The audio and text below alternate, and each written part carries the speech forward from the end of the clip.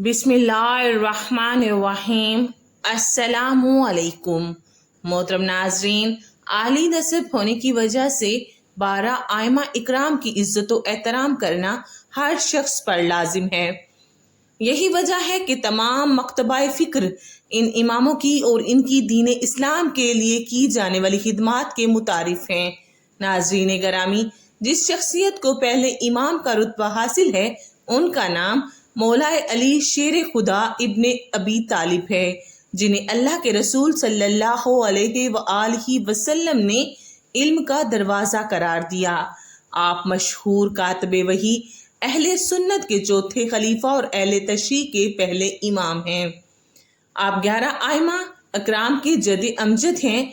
कुरान मजीद के तकरीबन 300 से जायद आयात आपकी और अहले बैत की शान व असमत में नाजिल हुई हैं।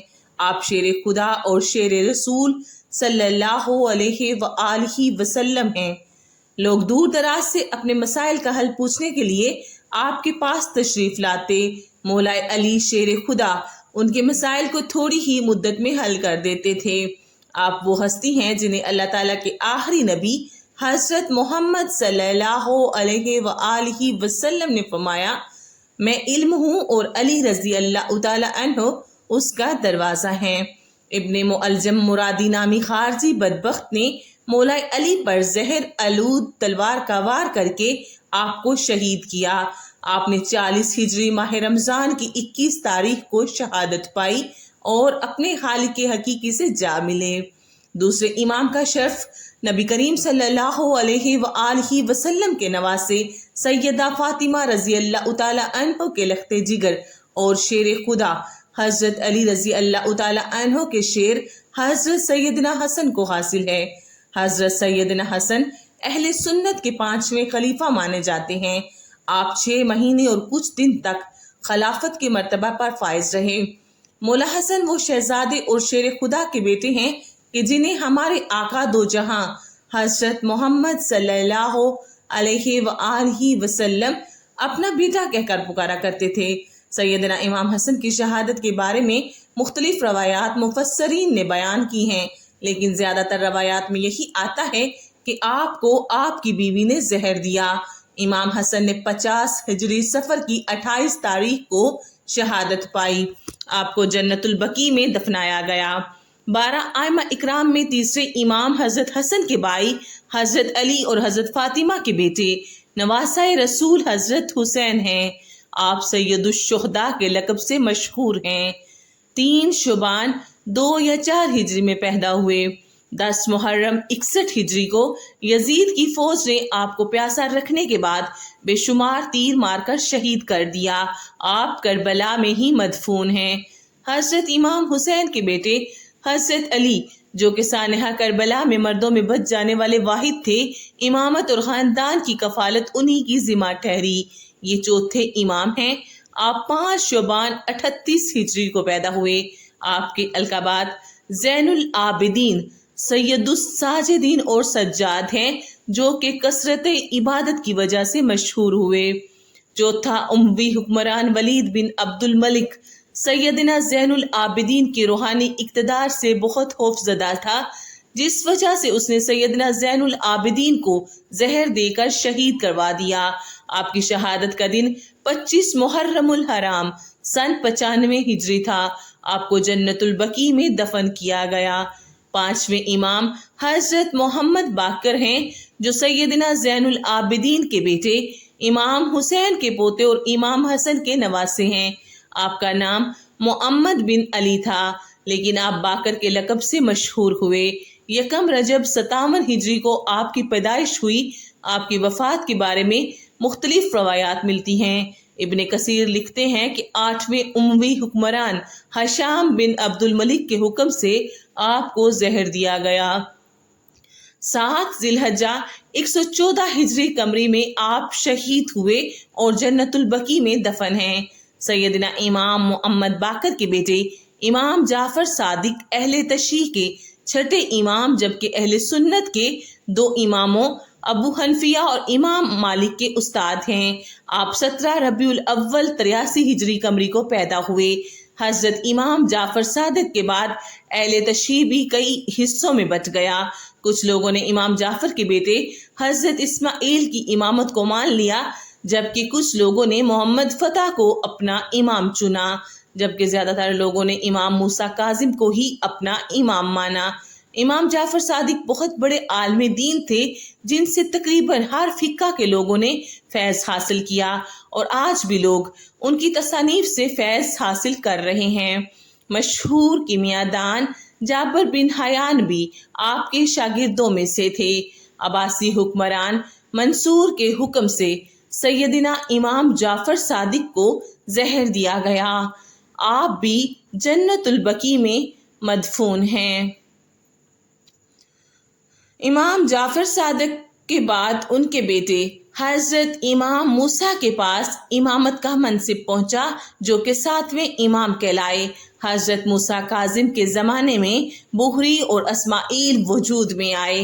آپ بہت بڑے محدث تھے اور بہت سی مشہور کتابوں میں آپ سے منسوب روایات موجود ہیں۔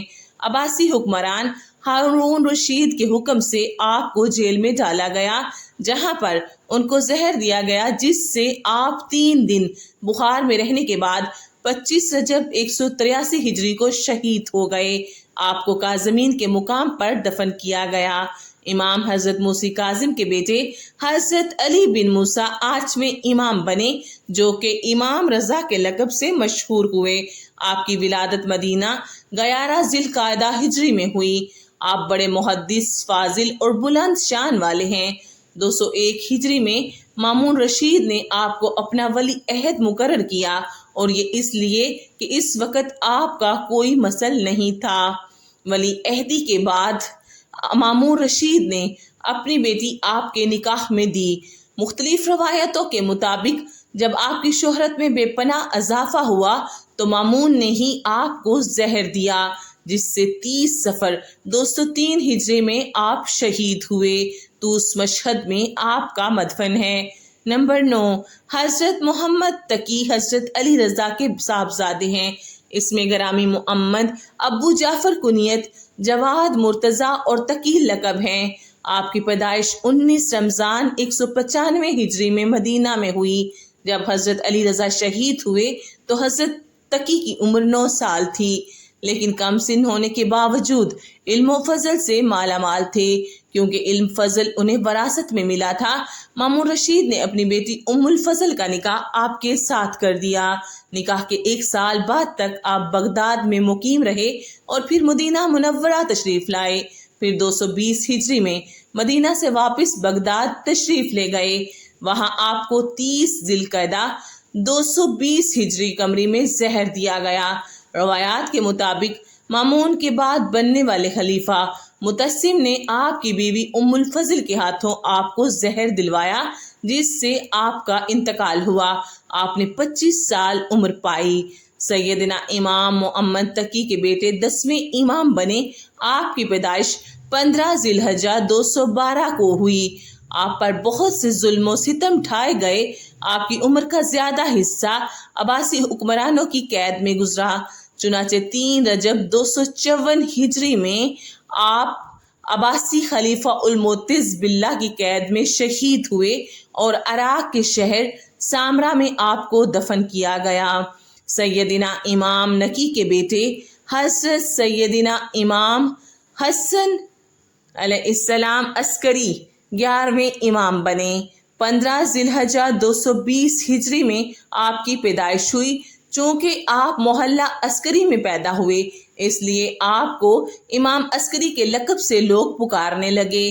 آپ کی اسلام کے لیے بے شمار خدمات ہیں۔ عباسی خلیفہ المتعمد نے آپ پر بے شمار پابندیاں لگائی ہوئی تھیں۔ المتعمد آپ کی مشہوری سے بے حد پریشان تھا، اسی لیے اسی کے حکم پر مسموم کر کے 3 رجب 254 ہجری کو آپ کو شہید کر دیا گیا۔ آپ کو آپ کے والد حضرت نقی کے ساتھ سامرا میں دفن کیا گیا۔ 11 اماموں تک تو بالکل کوئی اختلاف نہیں ہے، لیکن 12ویں امام حضرت محمد مہدی، جو کہ حضرت حسن عسکری کے صاحبزادے ہیں، جن کے بارے میں اہل تشیع کہتے ہیں کہ یہ دنیا کی نظر سے پوشیدہ ہو گئے ہیں، قرب قیامت میں تشریف لائیں گے اور اہل سنت کہتے ہیں کہ محمد بن حسن عسکری بچپن میں فوت ہو گئے تھے، اور امام مہدی جو قرب قیامت تشریف لائیں گے وہ امام حسن عسکری کے بیٹے نہیں بلکہ وہ عبداللہ کے بیٹے ہوں گے، جن کے بارے میں حضور صلی اللہ علیہ وآلہ وسلم نے بشارت فرمائی ہے۔ بے شک اللہ ہی بہتر جاننے والا اور حکمت والا ہے۔ بے شک آخر میں اللہ پاک سے دعا ہے کہ وہ ہم سب کو ایمان اور ایمان کی سلامتی نصیب فرمائے، آمین۔ اس ویڈیو میں کوئی غلطی کوتاہی ہوئی ہو یا شجرہ نسب بیان کرنے میں کہیں کوتاہی کوئی چوک ہوئی ہو تو آپ سے معافی کے خواستگار ہیں۔ اللہ حافظ۔